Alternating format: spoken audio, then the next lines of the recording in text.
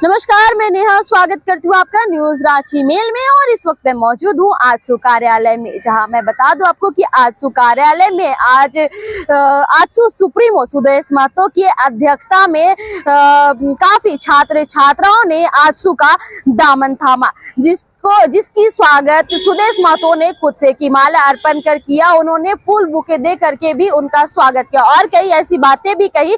आइए सुनते क्या कुछ कहा उन्होंने। निर्वाहन के बीच का संदेश है।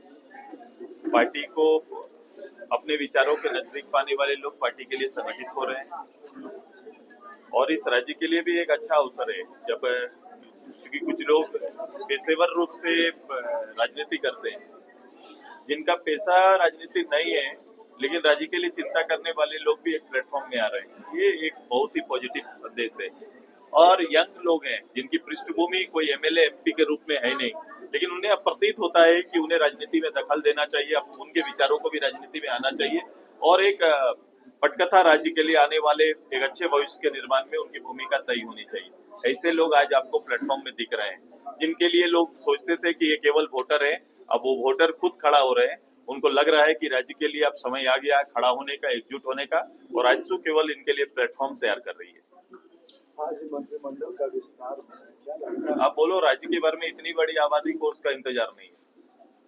जरूर एक जब आप बहुमत में हैं तो ये निर्णय लेने का आपका अधिकार है। परिस्थिति क्यों बनी, लोग इसका चिंता कर रहे हैं कि आज परिस्थिति क्यों बनी। 57 प्रतिनिधि, 57 विधायक जीत के आने वाली इस राज्य में कई 400 की एक पोथी तैयार करके कांग्रेस, राजद, झारखंड मुक्ति मोर्चा अलग अलग कमिटमेंट को इस राज्य के सामने सुपुर्द करने का और ऐसे नेतृत्व देने का संकल्प लेने वाले अपने किए हुए कार्यों से खुद शर्मसार है। और इस ओर जिस जो परिस्थितियां आज बनी है, मंत्री बनेंगे, मुख्यमंत्री बनेंगे, ये पहले भी बने, बाद में भी बनते रहेंगे, लेकिन वो देखना जनता चाहती है कि किस कारण से, किस उद्देश्य के साथ यहाँ बन रहे हैं लोग, किसके लिए आना चाहते हैं, ये नेतृत्व किसको समर्पित होगा, ये ज्यादा जरूरी हो गया। पूरा कास्ट महासभा उठ के चला है आजसू में। उनका संगठन के प्रति उनका विचार है, वो सभा को नेतृत्व करते हैं, समाज को नेतृत्व करते हैं, लेकिन उनका निजी व्यापार, निजी विचार पार्टी के पक्ष में बना है, तो वो आज हमारे बीच में। तो ये पेपर लीक मामले को लेकर पार्टी की तरफ से कोई बड़ा लगातार कार्यक्रम चल रहा है और जिस रूप से हम लोग ने कहा है कि भाई ये पटाक्षेप होना चाहिए, माने आप सब बेच दो, यहाँ का कोयला बेच दो, पत्थर बेच दो, जितना खान संपदा बेच दो, जिसके आरोप आपके ऊपर लग रहे हैं, लेकिन नौकरी बेच देंगे, ये आरोप बर्दाश्त नहीं होएगा। ये आप चूंकि ये पूरी इतना साल से जो स्टूडेंट तैयारी कर रहे हैं उनके लिए एक अच्छा अवसर आया कि वो एग्जाम में जाएं और उनकी कोई गलती नहीं है, सिर्फ गलती आपकी है, मैनेजमेंट की गलती है। तो ये जो मंत्रालय है हमारा मंत्रालय, इसके लिए कार्मिक विभाग है, कार्मिक विभाग को इनिशिएटिव लेना चाहिए या जिम्मेदारी किसके ऊपर तय की जाए, ये सुनिश्चित करना चाहिए। 27 लाख बड़ी रकम है सर, 27 लाख बड़ी रकम। 1 लाख भी बड़ी रकम है। कभी कभी लोग इसको नजरअंदाज करते हैं और मुझे लगता है कि सिस्टम की जवाबदेही को ना समझ पाने वाले कभी कभी इसको कम और ज्यादा, इसके रकम को कम और ज्यादा के रूप से आंकते हैं। सिस्टम इसकी इजाजत नहीं देता है। बड़ी संख्या में युवा लोग आए हैं, क्या आप उम्मीद रखते हैं क्योंकि इनको एक दिशा निर्देश देने की, आप भी छात्र नेता रहकर यहाँ तक पहुंचे हैं, क्या इनको देना चाहेंगे, क्या अपेक्षा है आपकी? देखो, सबको अपनी भूमिका में आना पड़ेगा। जब तक एक बड़ा मास माने बड़ी आबादी जब इन चीजों को बर्दाश्त करती रहेगी, तब तक ऐसे लोगों का राज चलते रहेगा। और जिस दिन इसको इनकार करना प्रारंभ हो जाएगा, खुद खड़े हो जाएंगे, परिस्थितियां बदल देंगी और अति का अंत होता है। न्याय यात्रा निकाला जा रहा है। मैंने उसी बात को कहा, मैंने अन्याय के विरुद्ध में न्याय हो, ये ज्यादा जरूरी है, लेकिन अन्याय और न्याय का मानक क्या है कि आपके ऊपर लगे आरोप या फिर सरकार के ऊपर लगे आरोप और उसके गवाह, उसके सारे एविडेंस जितने भी हैं, वो सारे को दरकिनार करके आपकी दलील को केवल मानक बना दे। आप भ्रष्टाचार को ही शिष्टाचार के लिए न्याय चाहते हैं। आप अब बोलो अन्याय न्याय की गुहार लगा रहा है।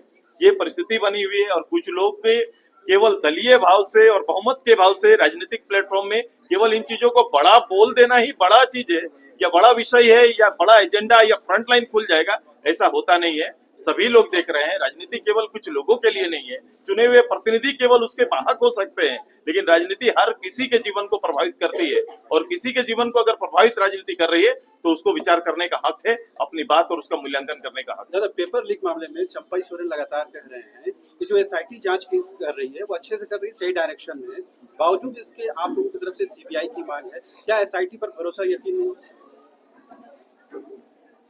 तो सबसे पहले वो जो उनके खिलाफ में जो चार्जेज हैं, उनके पुराने जो नेताओं के खिलाफ में चार्जेज हैं, जिस चार्ज से इस सरकार को सत्ता से एक बार बेदखल होना पड़ा बहुमत के बाद भी, तो वो उसके बारे में क्यों आरोप लगाते हैं? जब आपके खिलाफ में ईडी आती है, इनकम टैक्स या कोई विभाग आपके खिलाफ में जांच करता है तो वो बेईमानी हो जाता है। और जब इधर छात्र न्याय करने की बात कर रहे हैं तो आपको लगता है कि न्याय सही दिशा में चल रहा है। ये दो भाषा, दो विचार अलग अलग नहीं होने चाहिए।